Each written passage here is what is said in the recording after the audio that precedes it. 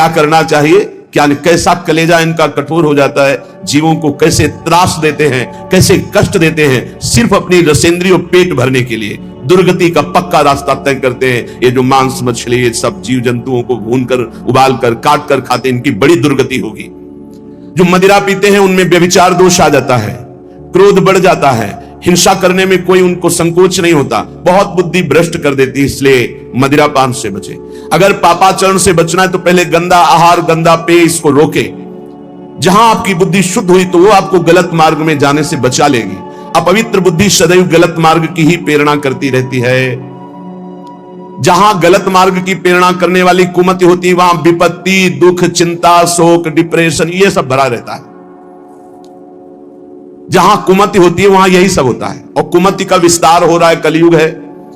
जहां सुमति होती है वहां सुख, संतोष, शांति, दया, करुणा, मैत्री ये दिव्य भागवतिक गुण प्रकट होते हैं। जहां सुमति तहां संपत्ति नाना, जहां कुमति तहां विपत्ति निधान। नाना प्रकार की दुख वृत्तियां कुमति में बसी हुई है।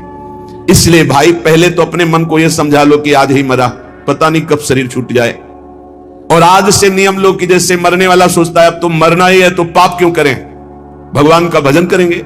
जब परीक्षित जी को पता चला 7 दिन में तक्षक सर्प काटेगा, 7वें दिन, उसी समय राजपाट छोड़ करके आमरण अनशन व्रत ले लिया। एक बूंद भी पानी जबान में नहीं रखेंगे, रात दिन भगवान का चिंतन करते हुए भगवान को प्राप्त होंगे। और ऐसा ही संकल्प किया जिससे बड़े बड़े ब्रह्म ऋषि प्रसन्न होकर उनको घेरे रहे जब तक उनकी परम गति नहीं हो गई। स्वयं परमहंस शिरोमणि सुखदेव जी महाराज पधारे और 7 दिन तक भगवत लीलामृत का पान कराया।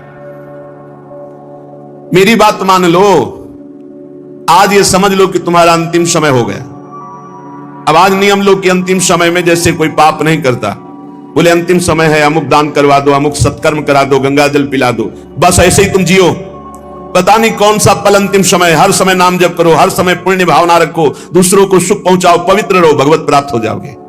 हर श्वास तुम्हारी भगवत प्राप्ति है। अगर हर श्वास में नाम चल रहा है तो चिंता मत करो, वो आखिरी श्वास भगवान की प्राप्ति करा देगी। जैसे पुत्र के बहाने से अजामिल ने पुकारा नारायण तो भगवान हरि के पार्षद आ गए, यमदूतों की फांसी काट दी और उन्हें जीवन मुक्त बना दिया। हम भगवान को भगवान जानकर पुकारेंगे, हमारा कल्याण नहीं हो जाएगा। वो पुत्र के बहाने नारायण पुकार रहा है, उसका कल्याण हो गया। हम जानबूझकर राधा राधा हर श्वास बोल रहे हैं, हमारा कल्याण, अरे कल्याण का परम कल्याण हो जाएगा। इसलिए जब जान लिया कि तुम्हारी मृत्यु होनी है तो कह रहे कामिनी रूपाग्नौ न पतंगो वन्य पतरे चक्षु प्रमादादपि। प्रमाद मत करो, दूसरों की माता बहनों की तरफ काम भावना से मत देखो, ये तुम्हारा नाश कर देगी। ये वृत्ति तुम्हारा नाश कर देगी, ये नरक ले जाने वाली है। और इस समय कलिकाल का ऐसा प्रवाह है कि कोई ये समझ ही नहीं रहा कि महान पाप है, इसे मनोरंजन समझा जा रहा है। धर्म पूर्वक स्वीकार करो, धर्म पूर्वक विषय सेवन करने से वैराग्य हो जाता है, और वैराग्यवान ही अनुराग को प्राप्त होता है, वैराग्यवान ही शांति को प्राप्त होता है, वैराग्यवान ही भगवान की प्राप्ति के मार्ग में अग्रसर होता है। श्रीपाद कह रहे हैं जैसे पतिंगा दीपक में जलकर नष्ट हो जाता है, ऐसे किसी माता बहन की तरफ जो काम भाव करता है वो नष्ट हो जाता है।